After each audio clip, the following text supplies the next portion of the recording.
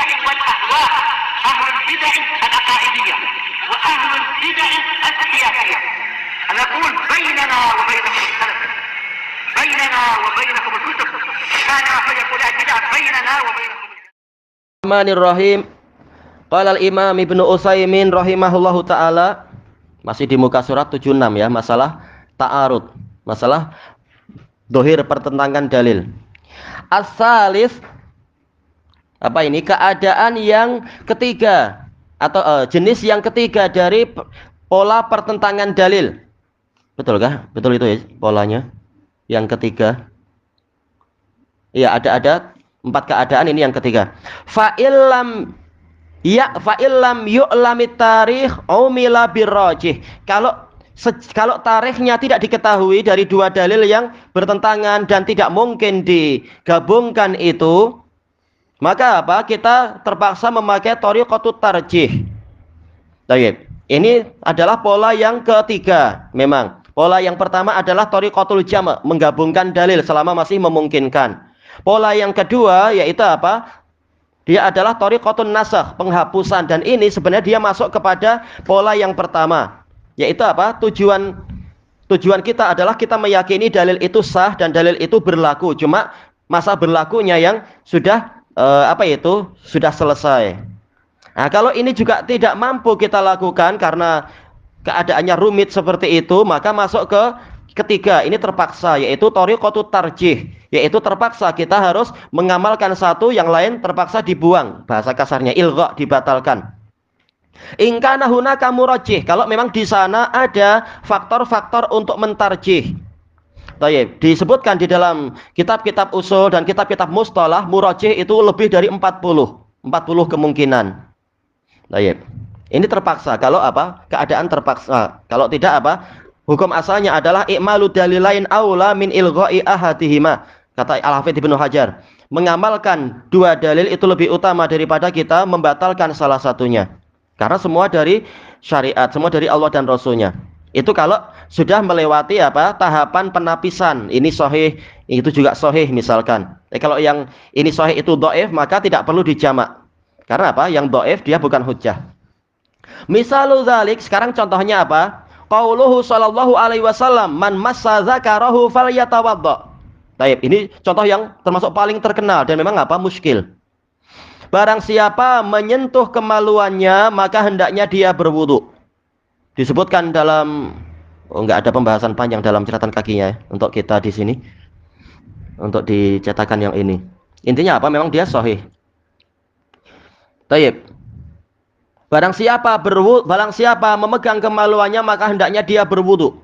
Ini sahih, sejumlah hufaz mensahihkan. Wa su'ila an rajulin yamassu dzakarah. Tapi ada dalil yang lain. Ada Rasulullah ditanya tentang seseorang yang memegang kemaluannya, a'alaihil wudu? Apakah dia wajib berwudu? Qal la. Innama huwa bat'atun mink. Tidak perlu berwudu karena kemaluan itu hanyalah salah satu bagian dari dirimu. Baik.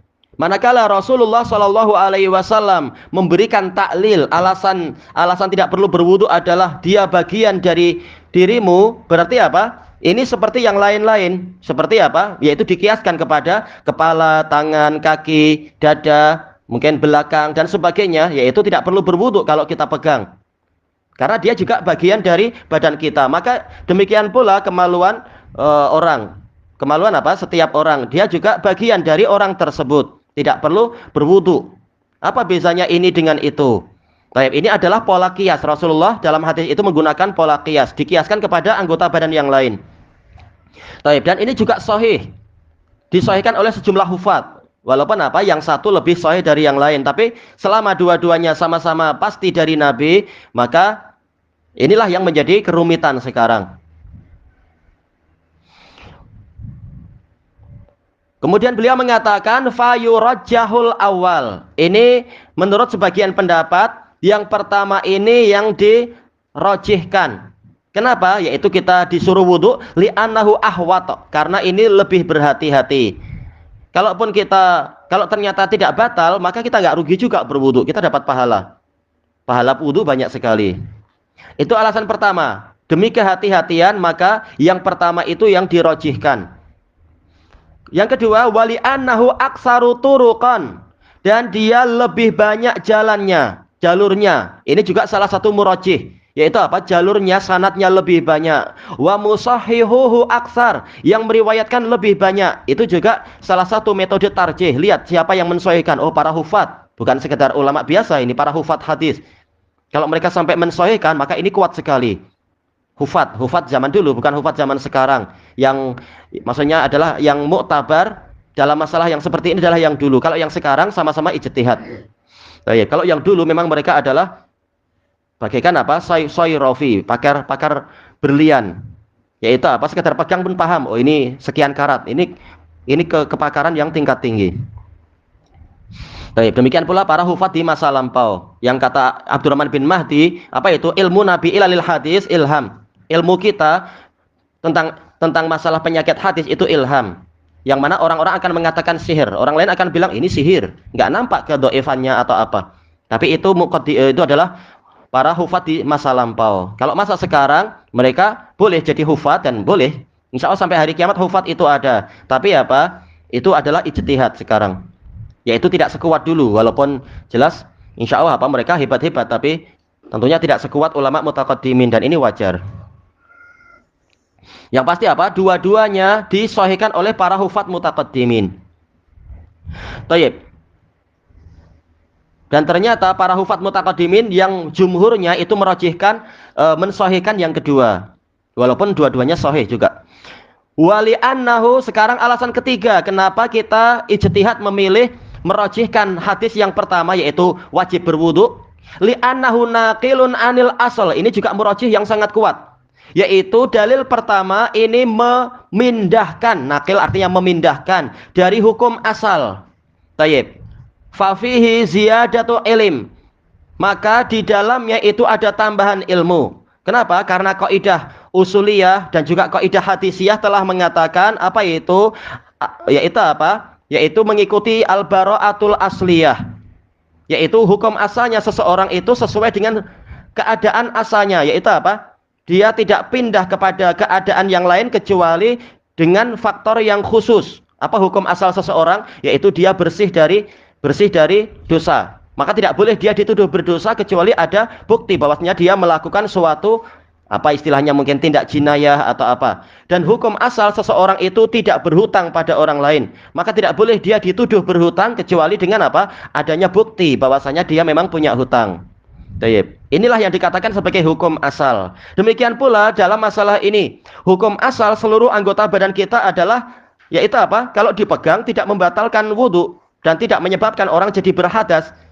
Kita pegang kepala atau mungkin lebih dalam lagi yaitu kita pegang kaki hidung atau pegang apa misalkan telinga atau pegang mulut. Apakah wajib berwudu? Enggak juga. Enggak ada dalilnya. Taib. Dan tidak perlu ditanyakan apa dalil bahwasanya kalau megang mata itu tidak wajib berwudu. Enggak perlu kita tanya apa dalilnya. Memang hukum asalnya tidak perlu berwudu. Taib. Inilah yang dikatakan hukum asal. Pegang kepala, orang sedang pening, pegang kepala, atau orang sedang apa istilahnya itu? Atau orang mungkin apa sedang betul-betul stres, dia cekik lehernya sendiri. Perlukah kita datangi dia? Stop. Sebelum Anda mati, Anda wudu dulu, batal itu. Anda pegang leher. Enggak ada macam itu. Hukum asal pegang badan adalah tidak berhadas. Taib. Maka hukum asalnya demikian pula kemaluan seseorang itu juga apa? Seperti anggota badan yang lain, tidak perlu berwudu. Karena memang tidak ada dalil hukum asalnya. Tidak ada dalil untuk dia disuruh berwudu. Sekarang ternyata ada dalil. Dalil pertama itu man massa dzakarahu falyatawaddo. Inilah dikatakan sebagai nakil yang memindahkan dari hukum asal. Tayyib. Dan telah dijelaskan oleh Al-Khatib Al-Baghdadi rahimahullahu taala di dalam kitab beliau Al-Kifayah fi Ulumir Riwayah, yaitu apa? An-naqil lahu ziyadatul ilim. Ana lupa lafadznya tapi kurang lebih demikian. Bahwasanya yang memindahkan sesuatu dari hukum asal kepada hukum yang baru, dia memiliki tambahan ilmu. Ini juga yang sering disebutkan oleh Al-Hafidh di dalam Fathul Bari dan juga di dalam kitab mustalah beliau itu. Mustalahnya Ibnu Hajar apa namanya? Ana terlupakan apa? Nuzhatun Nadhar. Jazakallahu khairan, Nuzhatun Nadhar. Tayyib. Atau yang syarahnya yaitu di Nukhbatul Fikar, kalau nggak salah Anda dapatkan di situ, yaitu apa? Bahwasanya an-naqil lahu ziyadatu ilim. yang memindahkan dari hukum asal, dia berarti memiliki tambahan ilmu. Berarti apa? Dialah yang layak untuk dijadikan sebagai hujjah. Karena kaidah di antara para ahli mustalah sudah mengatakan apa itu? Alladzi ya'lam hujjatun ala man lam ya'lam. Yang tahu itu hujjah terhadap orang yang tidak tahu. Baik, sebagaimana dijelaskan oleh Imam Ibnul Wazir di dalam kitab beliau Khulasatul Afkar. Kalau nggak salah Anda dapatkan di situ, Anda agak terlupakan dah lama. Baik, dan ini ma'ruf kaidah itu. Nah, maka dari itu dengan faktor perojihan yang banyak ini yang disebutkan oleh Imam Ibnu Utsaimin, ini menunjukkan apa? Bahwasanya hadis pertama dia lebih kuat daripada hadis kedua. Hadis kedua ini adalah berjalan sesuai dengan hukum asal. Anggota badan manusia semuanya adalah kalau dipegang tidak menyebabkan hadas. Nah, sekarang hadis yang pertama ini lebih memiliki tambahan ilmu, yaitu apa? Hukumnya sekarang berubah. Barang siapa menyentuh kemaluannya maka dia hendaknya berwudu. Nah, berarti apa? Inilah yang lebih harus diutamakan. Tayyib, ini contoh. Apa tadi? Tayyib. Untuk yang keempat kita habiskan sekalian. Tayyib, ar-rabi yang keempat. Walaupun di dalam syarahnya Syekh Utsaimin di syarah kitab ini dulu di Damat, alhamdulillah selesai dibaca. Beliau memiliki sedikit perubahan dan itu wajar biasa. Yaitu apa? Dua-duanya dipakai tetapi kita merojihkan dengan kita tidak memakai thariqatul tarjih, tapi kita memakai thariqatul jamak dan itu masih mungkin kata beliau. Bagaimana cara menjamaknya? Di dalam syarahnya beliau mengatakan cara menjamaknya adalah yaitu kalau memegang tanpa syahwat maka dia tidak batal wudunya. Tapi kalau memegang dengan syahwat maka wudunya batal. Tayyib. Kenapa? Ma'ruf bahwasanya orang yang dia itu melampiaskan syahwatnya memang apa? Dia batal, dia berhadas. Bahkan apa? Boleh jadi sampai hadas akbar. Yaitu apa? Karena apa? Keluar mani.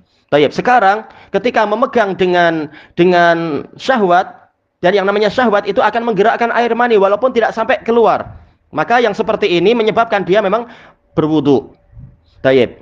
Jadi apa kata beliau cara menjamaknya adalah yaitu kita tidak buang salah satu hadis, tapi jamaknya adalah kalau tanpa bersyahwat maka kita pakai dalil yang kedua yaitu tidak perlu berwudu. Sebagaimana kita pegang anggota badan yang lain tanpa syahwat. Enggak mungkin pegang wajah sendiri, oh alangkah handsome-nya kamu, oh apa? Enggak mungkin itu. Tanpa syahwat. Tayyib. Berarti apa? Berarti selama dia tidak memegang kemaluannya itu tanpa syahwat, sebagaimana memegang anggota badan yang lain, maka dia tidak perlu berwudu. Tapi kalau dia memegang kemaluannya dengan syahwat, maka dia wajib berwudu. Tidak perlu mandi karena tidak sampai keluar mani. Nah, ini cara jamak yang bagus dan ini juga jamak yang dilakukan oleh banyak sekali para ulama. Selama masih mungkin dijamak, tidak perlu kita membuang atau membatalkan salah satunya. Nah, yang lain menggunakan pola yang lain. Karena memang ini khilaf. Ada yang bilang apa? Megang dengan mubasyarah atau megang dengan memakai hail. Kalau megang langsung tanpa perantara, dia kena hadis yang pertama, harus wudu. Baik, tapi kalau memegang dengan perantara, yaitu ada kain, tertutup kain, maka tidak perlu berwudu. Baik. Sekarang yang keempat, al-halatu rabi'ah fa illam yujad murajjihun wajabat tawaqquf. Nah, ini thariqatu yang ar-rabi'ah, yaitu thariqatu tawaqquf. Kalau tidak didapatkan, tidak diperolehi murajjih, faktor yang menguatkan salah satunya, maka kita harus tawaqquf. Kenapa? Karena Allah Ta'ala mengatakan wala taqfu ma laysa laka bihi ilm. Jangan engkau mengikuti sesuatu yang engkau tidak punya ilmunya. Sekarang kita tidak punya ilmu untuk merojihkan itu. Dua-duanya sama-sama kuat, sama-sama segalanya serba sama, misalkan. Kalau serba sama berarti apa? Kita harus tawakuf. Yaitu apa? Kita tidak memutuskan mengambil yang ini atau mengambil yang itu atau melaksanakan dua-duanya. Kita bagi aja lah waktunya. Kalau pagi batal, kalau malam nggak batal. Nggak mungkin cara itu. Jadi berarti apa? Ya sudah tawakuf saja. Misalkan kita menemukan pola yang macam itu, tapi ini jarang. Jadi Wala yujad lahu misalun sahih, dan tidak didapatkan untuknya contoh yang sahih. Iya, hampir semua contoh yang disebutkan oleh para usuliyun di dalam bab ini dikritik oleh ulama yang lain. Menurut Anda tidak ditemukan murajihnya, tapi menurut saya masih mungkin untuk dirajihkan begini dan sebagainya. Atau bahkan tak perlu dirajihkan. Tapi apa? Kita pakai thariqatu al-jama', masih mungkin saya jamak. Baik, makanya terkenal dari Imam Ibnu Khuzaimah, Imamul A'immah, apa itu? Beliau mengatakan hatuni dalilaini mu'taridhaini fa ana ajma'u bainahuma.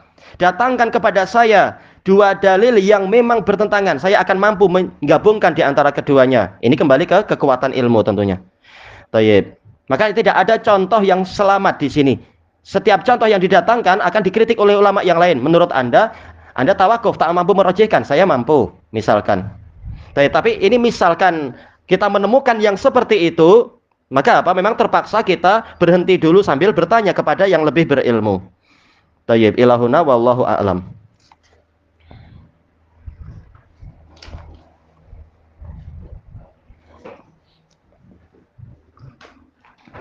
Besar Syafi'iyah. Sampai-sampai para ulama mengatakan apa? Ma min syafi'iyyin illa wali syafi'i alaihi minna illal baihaqi fa innal baihaqi lahu ala syafi'i minna. Setiap pengikut Syafi'i itu dia hutang jasa kepada Syafi'i kecuali Baihaqi. Karena apa? Syafi'i justru hutang jasa pada Baihaqi. Karena apa? Al-Baihaqi yang banyak mendatangkan hadis-hadis yang menguatkan ijtihad Imam Syafi'i. Saya punya kitab khusus, apa itu? Tajuknya Al-Ihtijaj bis Syafi'i. Demikian pula di dalam apa? Kitab beliau apa itu? Al-Madkhal kalau nggak salah, apa? Fiqhus Sunan. Banyak apa? Mendukung mazhab Imam Syafi'i. Baik. Bismillahirrahmanirrahim. Qala Imam Ibnu Utsaimin rahimahullahu taala,